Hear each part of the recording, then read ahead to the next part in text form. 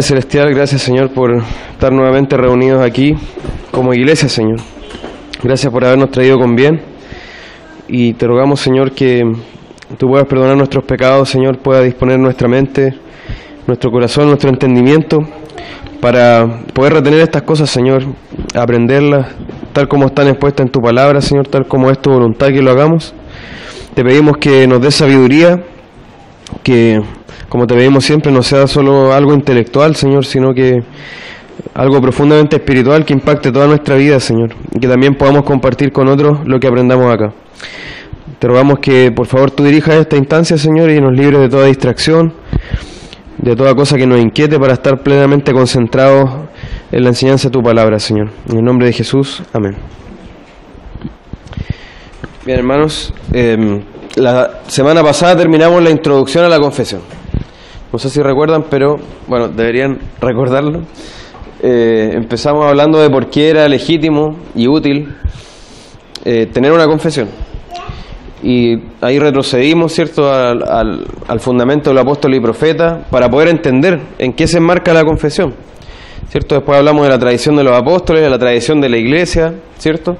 Y vimos que en la tradición de la iglesia se enmarcaba la confesión, o las confesiones, los credos, ¿cierto? Y empezamos a ver los credos antiguos que sirven de referencia absoluta a la confesión que tenemos ahora, y también algunos credos que ya fueron de la época de la iglesia de la Reforma. Así que no sé si se acuerdan de esa enseñanza. ¿Se acuerdan cuál era, por ejemplo, la confesión luterana? ¿Cuál era el nombre de la confesión luterana? Ese era el libro de la Concordia, tenía los 10 credos luteranos, pero había una confesión específica. ¿Usted se acuerda? Que me dijo que sí, entonces... El libro de la... No, pero igual está parcialmente exacto. Está la confesión de Augsburgo, no sé si se acuerda. Después vimos, bueno, ¿cuántas confesiones bautistas habían? ¿Se acuerdan? 3. Ya. ¿Y cuáles serían esas 3, hermano? La que no recuerdo el nombre, pero la citaste después. Habría sido anterior a la Westminster. Después la de... Claro, esa era otra. Después esa, y después la bautista de Londres. Que la de Savoy no es bautista. Claro, claro. Pero es más o menos para ver si habían retenido algo, pero podemos hacer un repaso de eso en otro momento. Pero ahora vamos a entrar de lleno al estudio de la confesión. El primer capítulo se llama de las Santas Escrituras, así que ya empezamos derechamente, ya no estamos en el plano introductorio de la confesión, sino que ya empezamos con el contenido de la confesión. ¿Ya? Eso. Ya vamos a leer el primer párrafo de este capítulo. Dice: 1. Las Sagradas Escrituras constituyen la única regla suficiente, segura e infalible de todo conocimiento, fe y obediencia salvadores. Aunque la luz de la naturaleza y las obras de la creación y de la providencia manifiestan de tal manera la bondad, sabiduría y poder de Dios que dejan a los hombres sin excusa, no obstante, no son suficientes para dar el conocimiento de Dios y de su voluntad que es necesario para la salvación. Por lo tanto, agradó al Señor en distintas épocas y de diversas maneras revelarse a sí mismo y declarar su voluntad a su iglesia, y posteriormente, para preservar y propagar mejor la verdad y para un establecimiento y consuelo más seguro de la iglesia contra la corrupción de la carne y la malicia de Satanás y del mundo, le agradó poner por escrito esa revelación en su totalidad, lo cual hace a las Santas Escrituras muy necesarias, habiendo cesado ya las maneras anteriores por las cuales Dios revelaba su voluntad a su pueblo. ¿Ya? Bueno, es un párrafo bien largo y muy importante. No sé si les llama la atención algo de este párrafo. Bueno, les puede llamar toda la atención, pero en relación a la confesión hay una declaración importante en este párrafo. ¿Se les ocurre cuál puede ser? Primera atención que diga, habiendo cesado ya las maneras anteriores con las cuales Dios revelaba su voluntad a su pueblo. O sea, en otras palabras me está diciendo que está declarando que ya cesó la profecía o que cesó la revelación por sueño. Claro. Sí, aunque eso lo vamos a ver más adelante. Pero claro, sí está diciendo que, de hecho, vamos a tratar tangencialmente ese tema hoy día. pero tiene relación con lo que estás diciendo. Pero en relación a la confesión misma, ¿hay algo importante en este párrafo? Hermanita. Que la escritura es la única regla de fe suficiente. Exacto. Segura e infalible. Exacto. Eso es muy importante porque la primera frase, la primera oración de la confesión, lo que está diciendo es, no, este documento no es infalible, no es inerrante, no es una regla suficiente de fe, ni tampoco es una regla necesaria de fe.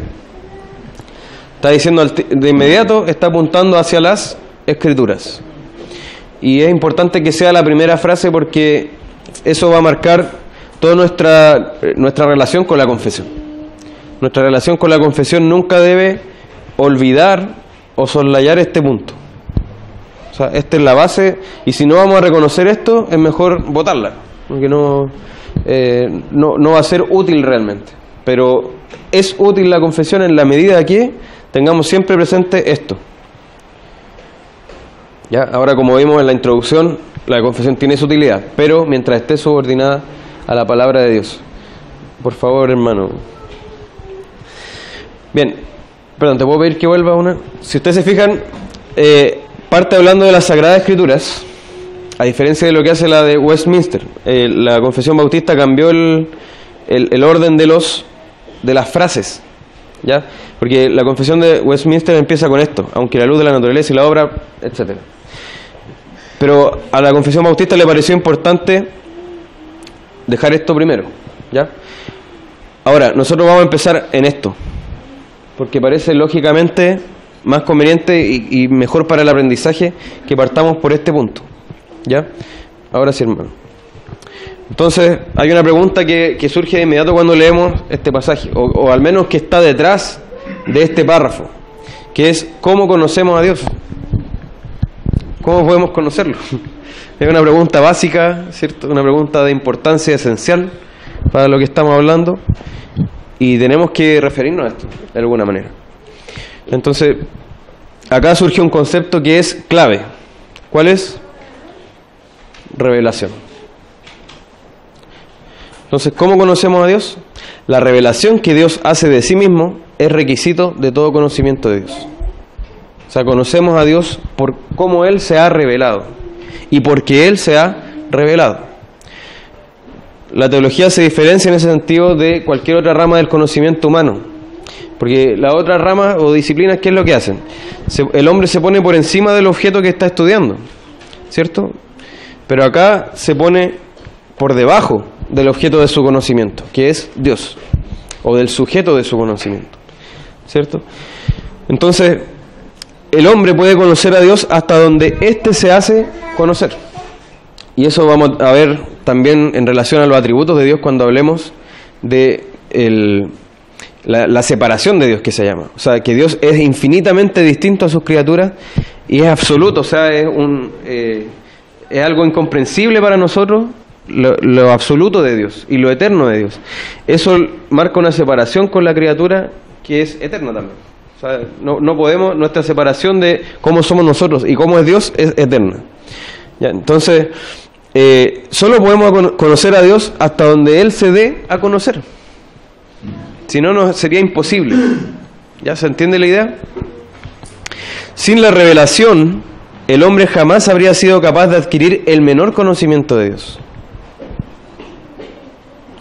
O sea, la revelación hace posible que nosotros conozcamos a Dios y creemos en un Dios personal, un Dios que es una persona. O sea, son tres personas, un ser, ¿cierto? Pero es un Dios personal. O sea, no es, por ejemplo, como el Dios de los panteístas o el Dios de los budistas, que es un absoluto simplemente, y que yo cuando me muero simplemente me fundo en el absoluto. Y también la plenitud del ser humano es tratar de fundirse y anularse en el absoluto. Nosotros no creemos eso. Dios es personal y se relaciona con nosotros, sus criaturas, de manera personal, y se revela de manera personal.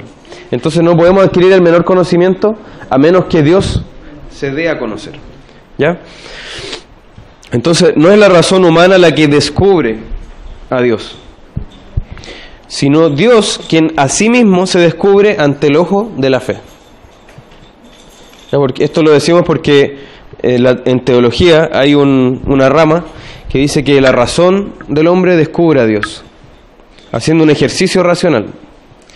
Pero eso es imposible realmente. Ahí podemos llegar a un Dios con minúscula, pero no vamos a llegar al Dios vivo de la Escritura. Entonces, pero, habiendo dicho eso, si el hombre aplica su razón al conocimiento de la palabra, bajo la guía del Espíritu Santo, sí puede tener conocimiento verdadero de Dios. O sea, si el hombre hace que su razón sea devota a las Escrituras, y a través de la guía del Espíritu Santo, él puede conocer a Dios de manera creciente, a través del estudio de la Escritura. Por favor, hermanito. Bueno, R.C. Sproul tiene esta frase: la especulación ociosa sobre Dios es tarea para un tonto. Si deseamos conocerle en verdad, debemos confiar en lo que Él nos dice sobre sí mismo. Bueno, aquí estamos ocupando una frase ya publicada, ¿cierto? Pero es lo que estábamos diciendo. No podemos conocer a Dios a menos que Él se revele. Entonces la especulación ociosa sobre Dios es tarea para un tonto. Es un necio el que haría eso, porque no va a llegar a ninguna parte. Y en realidad, tratando de conocer a Dios, no va a conocer a Dios. Sino que si deseamos conocerle en verdad, debemos confiar en su revelación, lo que Él nos dice sobre sí mismo. Este Dios personal que se revela a sus criaturas y dice: yo soy el que soy, por ejemplo, ¿cierto? Y su máxima revelación es Jesucristo. Por favor, hermanito. Seguimos con el tema. Entonces, la revelación, ¿qué es? Es un acto de comunicación sobrenatural de Dios sobre sí mismo. Dios se comunica sobrenaturalmente y comunica ¿sobre quién? Sobre sí mismo. Un acto definido, ejecutado por el Dios viviente. O sea, un acto que Dios decide hacer. Un acto que Dios se determina a hacer. Sin la revelación, estamos acá diciendo lo mismo con otras palabras, la teología es imposible. Por favor, el vínculo. Aquí vamos a ver algunos pasajes. 1 Corintios 2, 11 al 16. En efecto, ¿quién conoce los pensamientos del ser humano sino su propio espíritu que está en él? Asimismo, nadie conoce los pensamientos de Dios sino el Espíritu de Dios. Fíjese lo que está diciendo. O sea, Dios es inaccesible para todo ser, y el único que lo conoce realmente es el Espíritu de Dios, o sea, Él mismo, ¿cierto? Nosotros no hemos recibido el Espíritu del mundo, sino el Espíritu que procede de Dios, para que entendamos lo que por su gracia Él nos ha concedido. ¿Se fijan? Esto es precisamente de lo que hablamos, no con las palabras que enseña la sabiduría humana, sino con las que enseña el Espíritu. Revelación. De modo que expresamos verdades espirituales en términos espirituales. Revelación, sobrenatural. No estamos hablando de un nivel natural, sino que estamos hablando de este nivel espiritual. El que no tiene el Espíritu no acepta lo que procede del Espíritu de Dios, pues para él es locura. No puede entenderlo, porque hay que discernirlo espiritualmente. En cambio, el que es espiritual lo juzga todo, aunque él mismo no está sujeto al juicio de nadie, porque ¿quién ha conocido la mente del Señor para que pueda instruirlo? Nosotros, por nuestra parte, tenemos la mente de Cristo. ¿Se fijan? Revelación. ¿Se fijan que no podemos entender, no podemos acceder a la verdad si Dios no la revela y de una manera personal? Dice Jesucristo: el Padre me ha entregado todas las cosas y nadie, fíjense, nadie conoce al Hijo sino el Padre, ni nadie conoce al Padre sino el Hijo, y aquel a quien el Hijo lo quiera revelar. No podemos conocer al Padre si el Hijo no lo revela de una manera intencional. Por favor, hermano. Entonces, todo nuestro conocimiento de Dios se deriva de la revelación que Dios ha hecho de sí mismo en la naturaleza y en la Santa Escritura. Ahí vamos a entrar en esto con más detalle. Podemos distinguir dos tipos de conocimiento. El conocimiento original, que es el que Dios tiene sobre sí mismo y que es exacto y sin ninguna distorsión. O sea, Dios se conoce a sí mismo de una manera perfecta, sin distorsión. Y tenemos un conocimiento copia, que es el que nosotros tenemos sobre Dios, que no tiene la claridad y la perfección de este conocimiento original, pero que sí puede ser verdadero. Porque hay una corriente filosófica, bueno, Kant decía esto, cierto estimado, que no podemos conocer la verdad en sí. Bueno, esa corriente tuvo mucho éxito, ya podríamos decir que venció completamente en nuestra cultura está esa afirmación. No podemos conocer la verdad en sí, sino que solo conocemos fenómenos, de manifestaciones de esa verdad, pero que no son la verdad en sí. O sea, no podemos tener conocimiento verdadero de la verdad, ¿se entiende? Pero acá sí estamos diciendo que aunque nuestro conocimiento no lo comprende todo, no es exhaustivo, sí puede ser verdadero conocimiento de la verdad en sí, ¿se entiende? Seguimos, ¿cómo se revela Dios? La Biblia nos dice que el Señor se revela de muchas maneras. Ahí estamos con lo que decía Nicolás, ¿cierto? La Biblia nos dice que el Señor se revela de muchas maneras. En la naturaleza se revela, en los sueños, visiones, profecías se reveló, ¿cierto? Por supuesto en las escrituras inspiradas. Y su revelación suprema, su suma revelación es Jesucristo hecho hombre, lo que se conoce como encarnación. Ya, entonces, Hebreos 1, del 1 al 2 nos dice esto: Dios, habiendo hablado muchas veces y de muchas maneras en otro tiempo a los padres por los profetas, en estos postreros días nos ha hablado por el Hijo, a quien constituyó heredero de todo y por quien asimismo hizo el universo, el cual, siendo el resplandor de su gloria y la imagen misma de su sustancia, quien sustenta todas las cosas con la palabra de su poder, habiendo efectuado la purificación de nuestros pecados por medio de sí mismo, se sentó a la diestra de la majestad en las alturas. Entonces, Dios, lo que está diciendo acá es, habló de muchas maneras, se reveló de muchas maneras en otro tiempo, pero ahora se reveló por el Hijo. ¿Y esto cómo se relaciona con la Biblia? ¿Se acuerdan cuando vimos el fundamento de apóstoles y profetas? ¿Quién instituyó a los apóstoles y profetas para que continuaran la revelación? Cristo, ¿cierto? La revelación de los apóstoles y profetas en realidad fue un ministerio instituido por Cristo, y vimos que el apóstol era una figura que jurídica incluso, ¿cierto? Que era como el mandatario en nuestra ley. Representa, ¿cierto? Representa a quien lo instituyó. Entonces los apóstoles hablaron, son revelación del Hijo. En realidad, hablaron lo que Él les dio para hablar. Y nos dice de muchas maneras, ¿cierto? ¿A qué se refiere con que se ha revelado de muchas maneras? Bueno, hay dos tipos principales de revelación: la revelación general y la revelación especial. ¿Han escuchado hablar algo de esto? Ya, por favor, hermano. Hablando de esta distinción, Benjamin Warfield dice: la primera, es decir, la revelación general, generalmente se dirige a todas las criaturas inteligentes, es decir, con entendimiento, y por tanto gozan de ella todos los hombres. Y la segunda se dirige a una clase especial de pecadores, a los cuales Dios quiere hacer reconocer su salvación. La primera tiene por objeto reconocer y satisfacer la necesidad natural de las criaturas de conocer a su Dios. La segunda, rescatar del pecado y sus consecuencias a los caídos y deformados pecadores. ¿Ya? Acá nos habla de entrada de dos revelaciones, dos tipos de revelación que tienen dos propósitos distintos. Entonces vamos a hablar de la revelación general.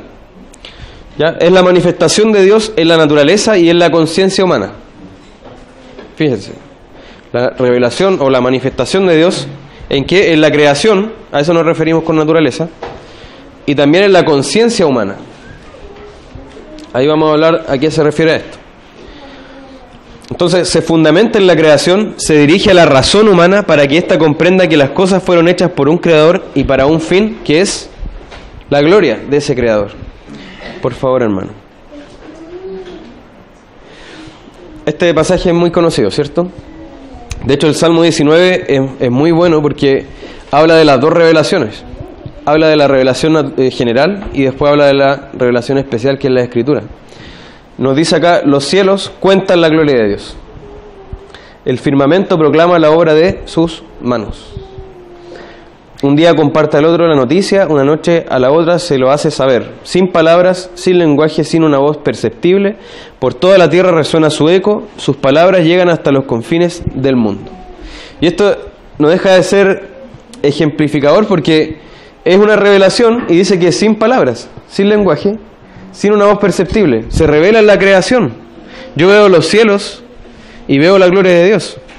Después, el salmista en otros salmos alaba las montañas, a Dios en las montañas, ¿cierto? Pero alaba la grandeza de Dios que se ve en las montañas, en la lluvia, en los mares, ¿cierto? En los abismos.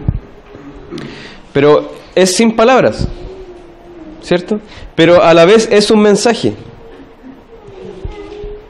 Es un mensaje sin palabras. ¿Ya? Por eso es muy ejemplificador este salmo.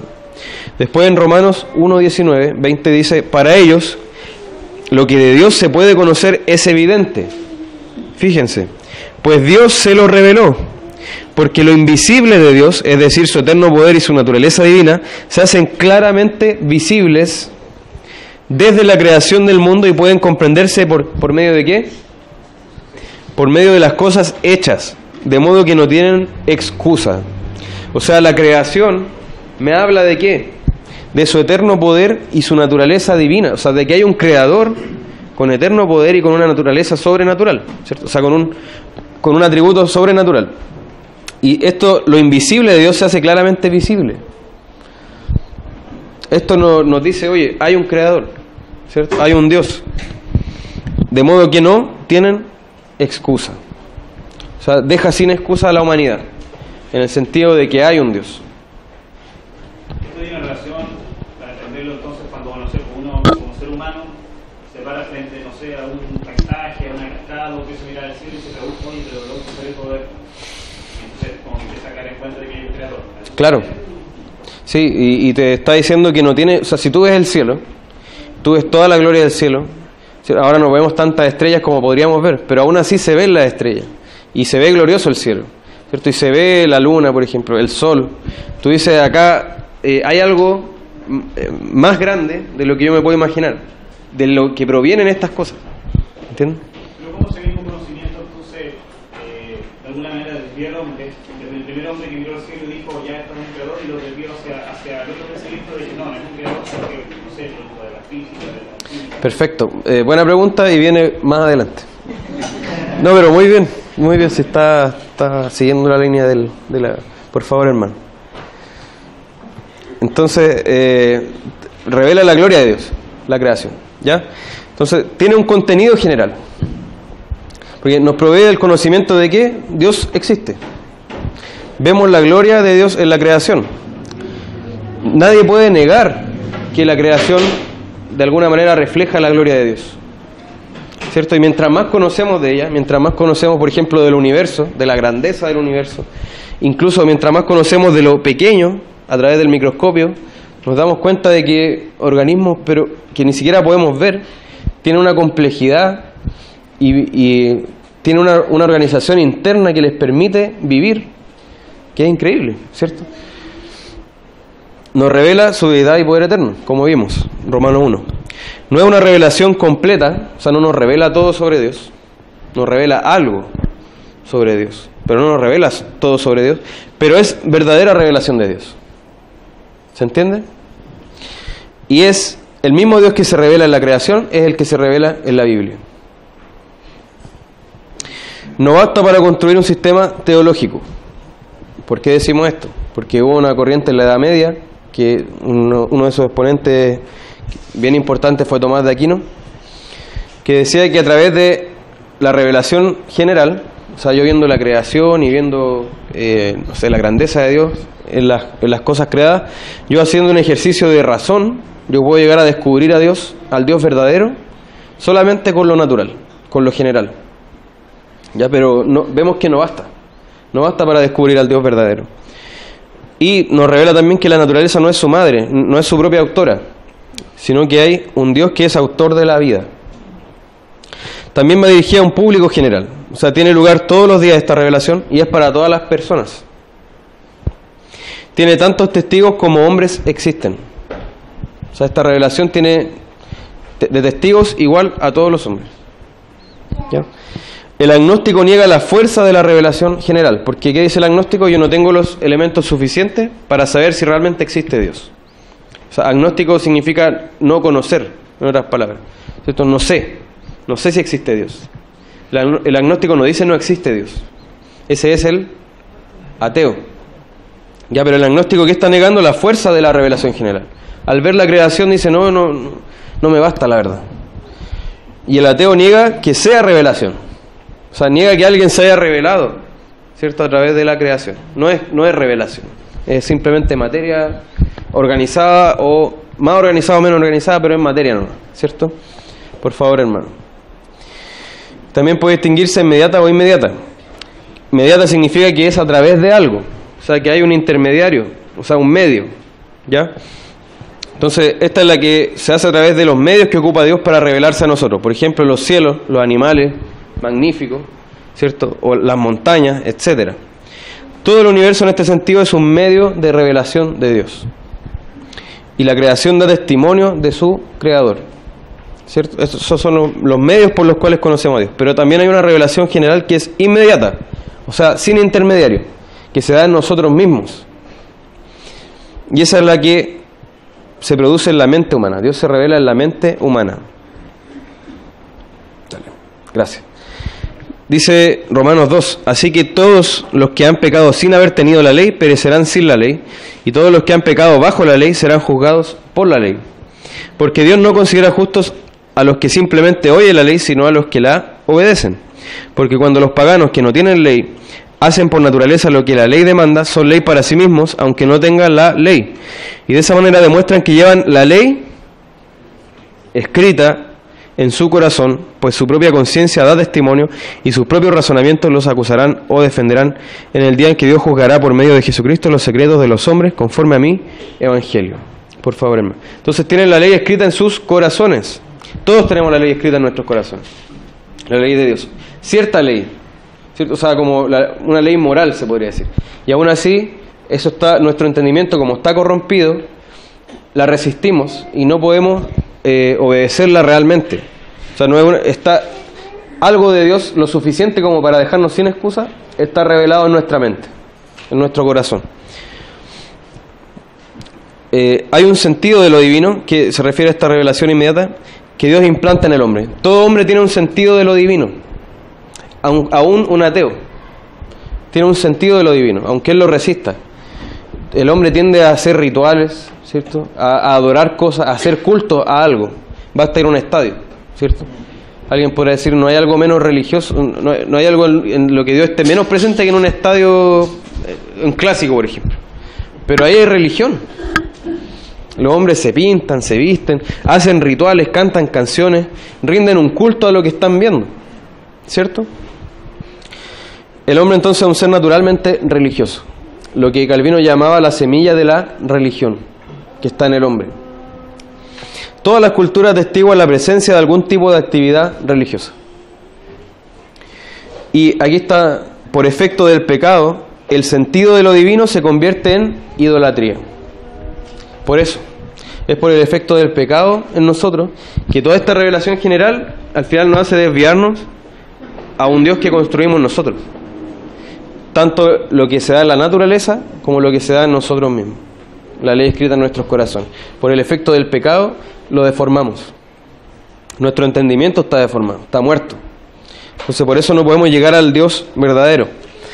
Entonces en nuestro ser sabemos que Dios existe, pero resistimos conocerlo, al Dios verdadero, ¿cierto? Porque es fácil hacerse un ídolo, a nuestra imagen y semejanza, pero al Dios verdadero lo resistimos. Por favor, hermano. Dice Calvino, que existe en la mente humana y por instinto natural una determinada percepción de la deidad no puede ser cuestión de disputa, ya que Dios mismo ha dotado a todos los hombres con alguna idea de su divinidad, la memoria de la cual constantemente renueva y ocasionalmente expande.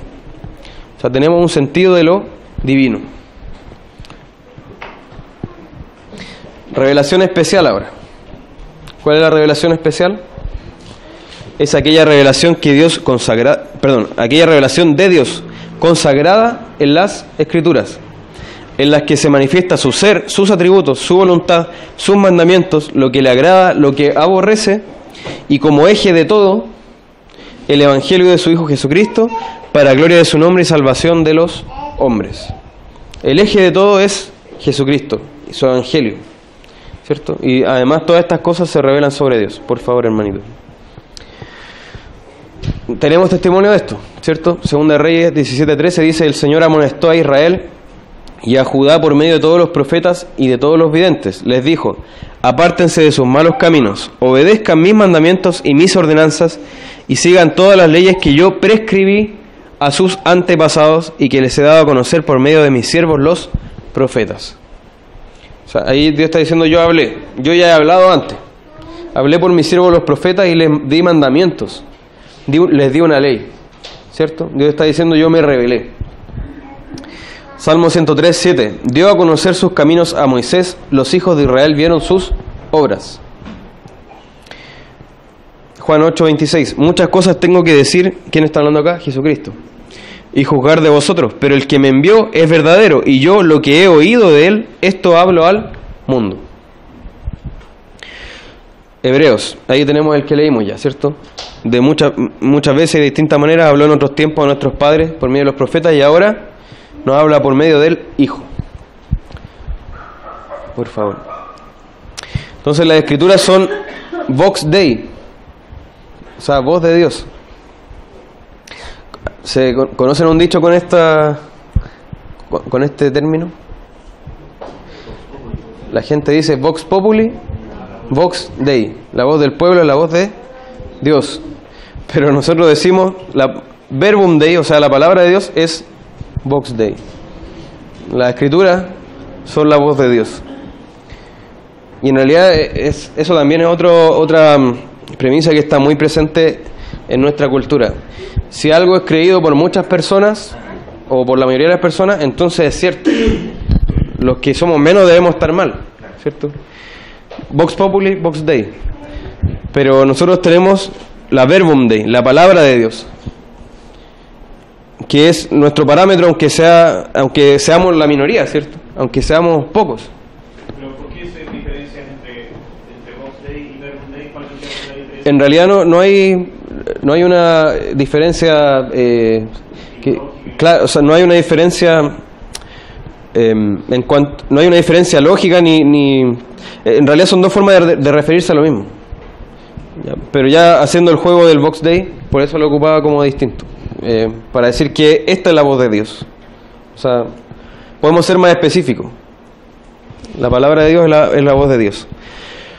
Esto no significa que Dios la escribió de puño y letra. Nos vamos a entrar en esto después, por si acaso. Acá lo estamos mencionando nomás. O sea, no es que Dios le pasaron una tabla o Él hizo una tabla y empezó a dictarla, ¿cierto? Salvo los mandamientos, por ejemplo, que dice que lo escribió el dedo de Dios, los 10 mandamientos. Pero en realidad, en general, no es que Dios la escribió de puño y letra a Él, ¿ya? Sino que los autores humanos la escribieron en distintos idiomas y estilos. Es cierto, la Biblia es un libro escrito por hombres. Cuando les digan eso, es cierto. Pero eso no significa que no sea inspirada por Dios. Es palabra de Dios porque los autores humanos no escribieron sus propias opiniones o impresiones, sino que fueron inspirados por Dios. Eso está en 2 Timoteo 3:16. Si alguien la puede buscar, por favor, se lo agradecería. 2 Timoteo 3:16. 3:16. Toda la escritura es inspirada por Dios y útil para enseñar, para redarguir, para corregir, para instruir en justicia. Amén. Entonces toda la escritura es inspirada por Dios. La palabra griega es exhalada. O sea, como uno exhala el aire, así fue inspirada la escritura. O sea, esa es la idea que está hablando. Fue exhalada por Dios, fue emanada de Dios. El Espíritu Santo guió, no dictó. En algunos casos sí, pero estamos hablando acá de la globalidad. No, el Espíritu Santo guió a los autores para que no escribieran otra cosa que la palabra de Dios. Por favor, hermano. Dice, por eso ellos podían decir esto: así dice el Señor Omnipotente, el Santo de Israel. ¿Cierto? Jesucristo decía: santifícalos en tu verdad, tu palabra es verdad. O sea, está hablando de la Escritura, pero está hablando de la palabra de Dios. Y tu palabra es verdad, dice. El mismo Jesucristo dice: la Escritura no puede ser quebrantada. ¿Por qué? Porque es palabra de Dios. Dice Juan, también hablando aquí Jesucristo, dice: cuando venga el Espíritu de verdad, Él os guiará a toda la verdad. ¿Se acuerdan que esto lo vimos? Cuando hablamos del fundamento de los apóstoles y profetas. Porque no hablará por su propia cuenta, sino que hablará todo lo que oyere, y os hará saber las cosas que habrán de venir. O sea, el Espíritu Santo guió a los autores bíblicos, a los agiógrafos, como se llaman, a los escritores bíblicos, para que ellos escribieran conforme al Espíritu de verdad. Por favor, hermano. Entonces, como Dios es el autor de la Biblia es inerrante, infalible, perfectamente veraz. Ahora debemos aclarar una cosa. Acá estamos hablando de los textos originales, no de las traducciones. Las traducciones no son inspiradas. El texto original es inspirado. Ahora, ¿eso a qué nos lleva? A poner el mayor celo en descubrir qué dice el texto original. O sea, idealmente aprender los idiomas originales, ¿cierto? Pero a la vez, cuando tenemos la escritura, tener más de una versión, en lo posible. O sea, ir comparando para poder entender a qué se refiere el texto original. Pero eso es importante. A diferencia de la revelación general, el conocimiento y fe en la revelación especial salva. ¿A qué nos referimos con esto? La revelación general no puede salvar. No, ahí yo, lo que conozca de la revelación general, aunque conozca todo lo que ella me puede entregar, no es un conocimiento que me pueda salvar. Es un conocimiento que me deja sin excusa en cuanto a que existe Dios, ¿cierto? Pero yo no me puedo salvar por ver que en una montaña hay un creador, o que en las estrellas hay un creador, porque eso no me habla del Evangelio, no me habla de la encarnación de Dios en Jesucristo, de su plan redentor en Él, de su característica de único Salvador, de único mediador entre Dios y los hombres, de la salvación por gracia. Todo eso se revela en la revelación especial, no general, hermano. Yo quería decir en relación a lo mismo que la revelación general no nos plantea de forma explícita el problema de relación que tenemos. Claro. Entonces, ese es el problema. Claro, o sea, en la revelación general, en la creación, nosotros vemos suficiente... Que probablemente hay un Dios, claro. Etcétera, pero no que tenemos un problema. Claro, pero vemos, o sea, nosotros vemos suficiente orden como para saber que hay un creador, ¿cierto? Un diseñador de todo eso. Y a la vez suficiente caos como para saber que está corrompida. Pero claro, no nos revela, por ejemplo, que somos pecadores, que hemos pecado contra una ley de Dios, contra una voluntad de Dios. Pero, por ejemplo, si vemos en las distintas religiones, hay una intención del hombre de tratar de expiar sus pecados delante de Dios, ya sea con sacrificios de hombres, con sacrificios de niños, o con sufrimiento, ¿cierto? Con buenas obras. Yo me tengo que, de alguna manera, ganar el favor de Dios, porque Dios parece que está enojado con nosotros, ¿cierto? Pero no me dice nada más. No me dice nada más que es necesario que yo conozca para poder ser salvo. Por otro lado, también, cuando mencionas lo de las traducciones, eso quiere decir que igual nosotros con un criterio formado podríamos también de repente mirar ciertos libros apócrifos o nunca, de todas maneras, porque igual está una versión condensada ya hace años y hay un montón de libros que están fuera, no sé, Tobías 1, Tobías 2, el libro de Salomón, un montón de libros. Entonces nosotros igual podríamos mirarlos. Lo que hace es que se pueden consultar como los mismos autores bíblicos hicieron, pero no con fines de revelación, sino con fines históricos. Por ejemplo, Macabeo, los dos libros de Macabeo, que en realidad eran 4 libros, o no sé, Baruch o Tobías, o el libro de Enoch, no son libros que sean inspirados, pero sí que me dicen algo histórico. Por ejemplo, Judas, el libro de Judas cita al libro de Enoch, ¿cierto?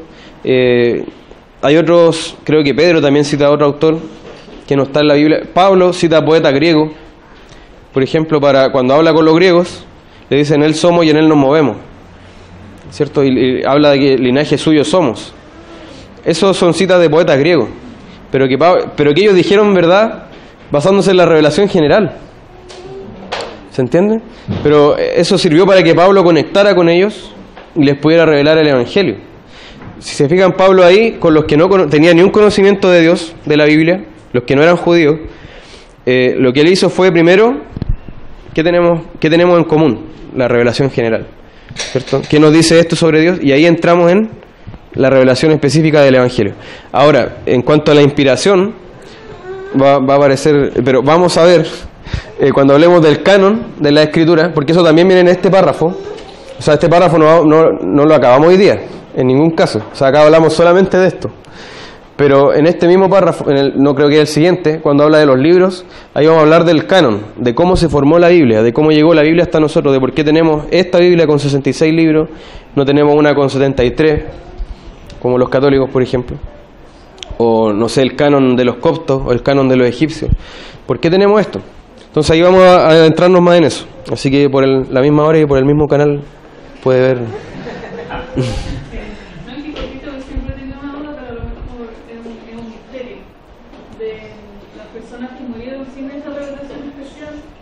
Por ejemplo, las tribus que adoraban la naturaleza, que creían que había un Dios que estaba enojado con ellos, o no sé, por los mismos pueblos mapuches, la Pachamama y todo, y ellos no les llegó a lo mejor la revelación especial, no les llegó el Evangelio a tiempo. Ellos quizás van a ser, o sea, mi duda es si esas almas van a ser igual juzgadas de otra forma o... Sí, o sea, cuando Jesucristo habla de el que sabía hacer la voluntad el siervo que sabía hacer la voluntad de su amo, o sabía cuál era la voluntad de su amo y no la hizo, recibirá muchos azotes, más que el que no sabía. Ahora, el único conocimiento salvador, el único conocimiento que un hombre puede tener fe en eso que está conociendo y ser salvo, es el de la revelación especial.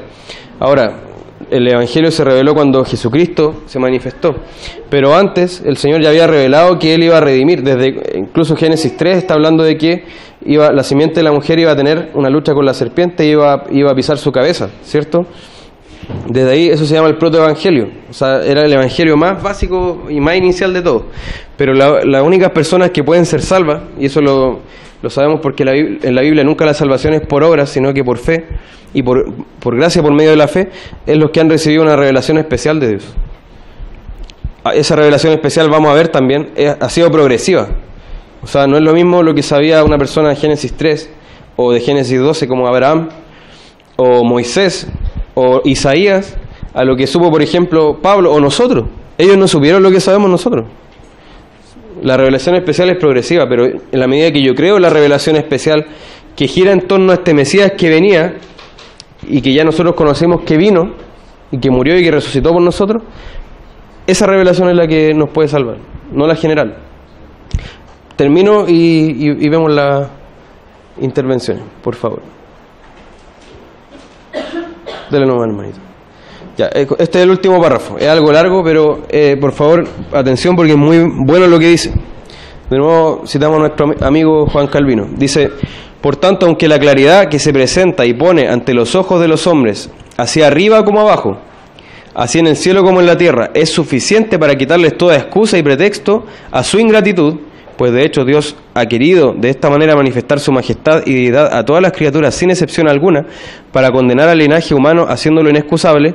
Sin embargo, es necesario que haya otro medio y más apto, que derechamente nos encamine y haga conocer a quién es el creador del universo. Por lo cual, no sin causa, Dios añadió la luz de su palabra, a fin de que para nuestra salvación le conociéramos. Por tanto, es singular don de Dios que para enseñar a la Iglesia no solamente se sirva a Él de maestros mudos, como son sus obras, o sea, su creación, son maestros mudos.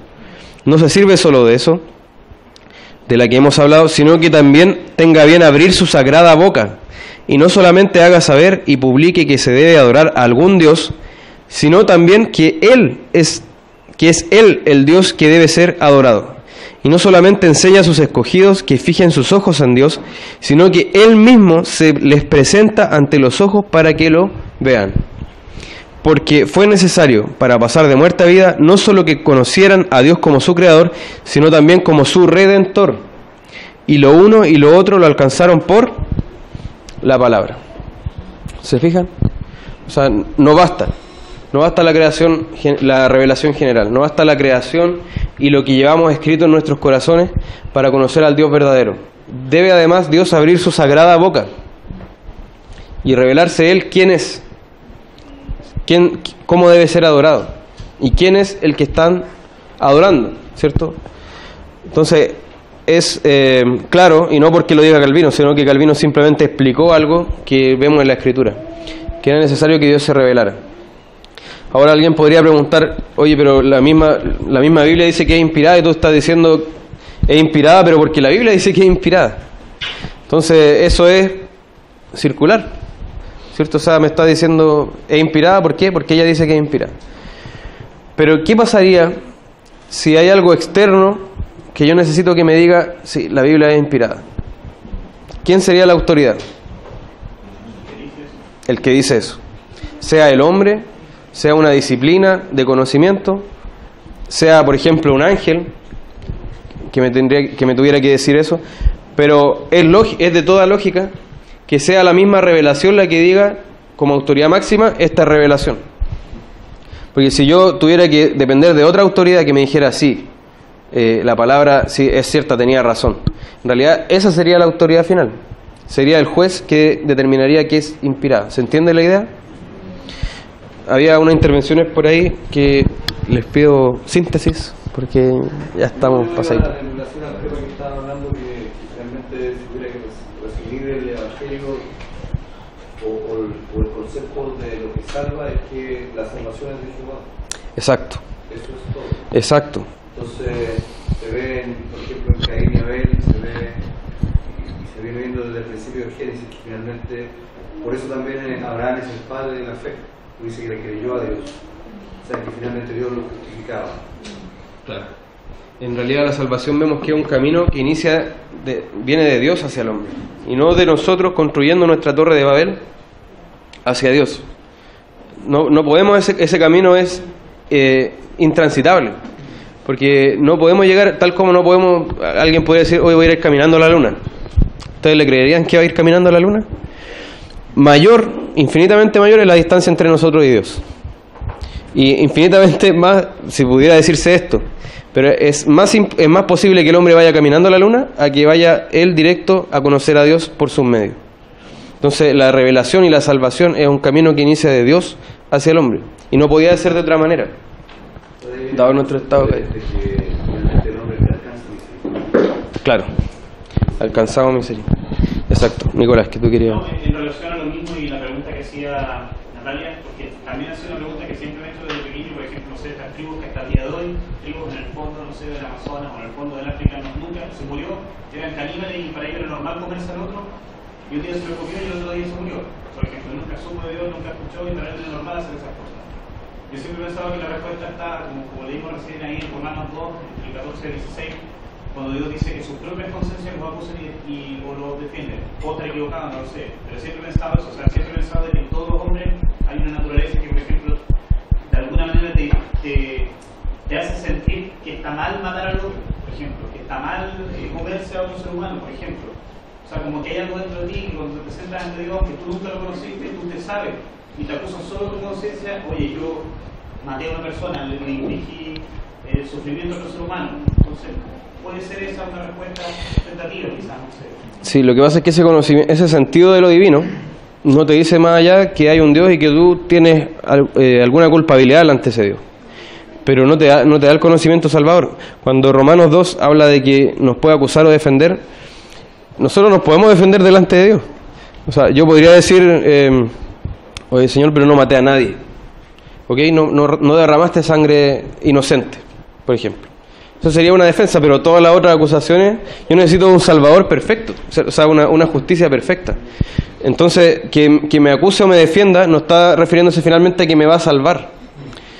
Y eso no debería extrañarnos, porque la Biblia es la historia de la salvación finalmente. Como una vez después de la caída, Dios no tenía obligación de salvar a nadie. Que haya salvado a uno ya es mucha muestra de misericordia. Y que no haya provisto de un camino ya es mucha muestra de misericordia. Pero vemos que Él se va revelando, y su revelación parte de lo mínimo a lo máximo. El reino de Dios es como una semilla de mostaza, que es la más pequeña de las semillas. Decía, quizá alguien podría discutir eso, pero hablando a sus oyentes, era la más pequeña de las semillas, y después se vuelve un árbol frondoso. Si vemos en Abraham, era un pagano, Dios lo sacó, no tenía por qué sacarlo, de Ur de los Caldeos, le revela quién es él, ¿cierto? Y ahí empieza una revelación progresiva hasta el Evangelio finalmente, que se revela completamente. Pero si vemos, empezó pequeño y después se fue agrandando. Lo mismo con los apóstoles. Parte de un grupo muy pequeño en Jerusalén, de una nación quizá la más insignificante del Imperio Romano, y parte de este grupo pequeño el conocimiento de Dios expandiéndose hasta llegar a todo el mundo. Entonces, si vemos, esa es la lógica con que Dios va obrando, y la revelación especial que se da a conocer, esa es la que va salvando. ¿Se entiende? Ya, última, ¿tú también? Ya, últimas dos por el tiempo más que nada. Porque podríamos seguir hablando. De la revelación general. O sea, es cuando, no sé si se puede también tomar el sentido de asombro de las cosas. Porque ese sentido de asombro, por ejemplo, pararte frente a un acantilado te lleva a sentirte súper chico, te lleva a sentirte superior al mundo. Y hay una película que es súper buena, Los Vengadores, donde el villano les dice a los seres humanos: ustedes están hechos para ser gobernados, lo llevan en su sangre. Y es verdad. ¿En qué sentido lo digo? Porque cuando tú te paras frente a este acantilado gigantesco y aprecias la grandeza de lo que está creado, sin saber que hay un Dios, tú sabes que no eres nada, absolutamente nada comparado a eso. Entonces es increíble como incluso en esas cosas, a través de la naturaleza, el Señor se nos revela. Y estamos hechos para humillarnos. A pesar de no saber quién es Dios, nos humillamos igual a ver esa grandeza. Y en relación a la salvación, yo creo que la Natalia preguntaba cómo eran salvos ellos antes de la cruz. Porque hay que entender que hay un antes de la cruz y un después de la cruz. Entonces, si nosotros podemos ver la historia de Adán y Eva, ellos fueron salvos, ellos fueron tratados con gracia. Desde Adán y Eva y su descendencia podemos ver que la gracia de Dios los iba salvando a los que nosotros conocemos en la palabra como héroes de la fe, en fin, o el padre de la fe como Abraham. Pero es porque ellos entendían que no dependía de ellos, sino que ponían la fe en algo fuera de ellos que iba a venir más adelante. Y es así como después de la cruz nosotros ponemos la fe en algo que ya ocurrió, que no es nuestro, pero algo que ya ocurrió, ¿cierto? Y con una esperanza para el futuro, pero algo que ya pasó. Entonces, como ustedes decían, la salvación, en ese caso, va a venir de quien Dios quiera revelarse. Y a quien Dios quiera revelarle esta esperanza de algo que iba a suceder en ese tiempo, que era la cruz de Cristo. Pero ellos depositaban la fe igual en un sustituto. Es que igual era fe en Cristo, pero ellos no conocían a Cristo revelado completamente. Pero sí el que había de venir, el hijo de David. Claro. Freddy. Sí, cortito. Parece que también tocó al tema del libro en Romanos 2, 11 y 12. Dice: porque no hay acepción de personas para con Dios. Porque todos los que sin ley han pecado, sin ley también perecerán. Y todos los que bajo la ley han pecado, por la ley serán juzgados. Claro. O sea, lo que hace, gracias por el texto, porque lo que hace, en realidad lo habíamos leído también, ¿cierto? Pero lo que hace ese sentido de lo divino y esa ley escrita es que yo no puedo decir: oye, yo no desobedecí nada. No, pues si tú eres rebelde porque tú desobedeciste la ley escrita en tu corazón. A pesar de que no te llegó una ley, mira, estos son los 10 mandamientos, tú tenías un sentido de lo moral y de lo divino en ti. Sí. Lo que pasa también es que uno tiene que entender el contexto de todo esto, desde la historia inicial, o sea, del pecado original de Adán y Eva, porque a uno le hace en la mente parecer de que, por ejemplo, hablando de tribu y que no conocieron a Dios, que no conocen a Dios, a uno le parece que como que eso aparecieron de repente y Dios que porque no es pero no, o sea, hay descendientes de ellos que vienen obviamente desde el principio, entonces también es parte del juicio eso, de que simplemente ellos no van a tener la oportunidad de estar frente al Evangelio. Claro, por eso, no es que esto se crearon por generación espontánea y Dios que es malo que no los quiere salvar a ellos. Hay una consecuencia del pecado de sus antecesores. Que por eso el génesis de la creación de Adán y Eva, después del pecado, el Señor los cubrió, ¿cierto? Con un sustituto que fue un animal para que les dio sus pieles. Y el Señor, a pesar de eso, los guió. Entonces ellos entendieron la gracia de Dios frente a su incapacidad porque pecaron. Y como cuando hablamos del Génesis debemos entender que ahí nacen todas las naciones de la tierra, entonces todos tenían esta herencia de que Dios a través de un sustituto podía cubrir sus pecados. Ahora, con nombre y apellido, como nosotros los conocemos después de la cruz, ya es diferente. Pero entendiendo el principio de gracia, estaba. Bueno, vamos a terminar con este pasaje, en realidad es Romanos 1. Ya, dice, vamos a repetir este versículo: las cosas invisibles de Él, su eterno poder y deidad, se hacen claramente visibles desde la creación del mundo, siendo entendidas por medio de las cosas hechas, de modo que no tienen excusa. Y fíjense lo que dice ahora: pues habiendo conocido a Dios, o sea, sabiendo que hay un Dios, No le glorificaron como a Dios, ni le dieron gracias, sino que se envanecieron en sus razonamientos, y su necio corazón fue entenebrecido. Profesando ser sabios se hicieron necios, y cambiaron la gloria del Dios incorruptible en semejanza de imagen de hombre corruptible, de aves, de cuadrúpedos y de reptiles. Por lo cual también Dios los entregó a la inmundicia en la concupiscencia de sus corazones, de modo que se deshonraron entre sí sus propios cuerpos, ya que cambiaron la verdad de Dios por la mentira, honrando y dando culto a las criaturas antes que al Creador, el cual es bendito por los siglos. Amén. Ahí está la definición de idolatría: dar gloria a las criaturas en lugar del Creador. Y eso es lo que hacen los pueblos paganos, las tribus perdidas, ¿cierto? Y por eso, si yo siguiera la lógica de que ellos pueden ser salvos solo con la revelación general, yo le daría un mal predicándole el Evangelio, porque a lo mejor él puede ser salvo siendo moralmente bueno según esa ley, lo que sería salvación por obra. Pero si yo le llevo el Evangelio y él no cree el Evangelio, está perdido, ¿cierto? Pero ¿por qué es necesario ir a predicar el Evangelio? Porque ellos no pueden ser salvos con lo que conocen hasta ese momento. Entonces ellos son moralmente culpables ante Dios porque cambiaron su gloria por la gloria de lo creado, que en realidad no es una gloria refleja, ¿no? ¿Cierto? Entonces eso es, hermano.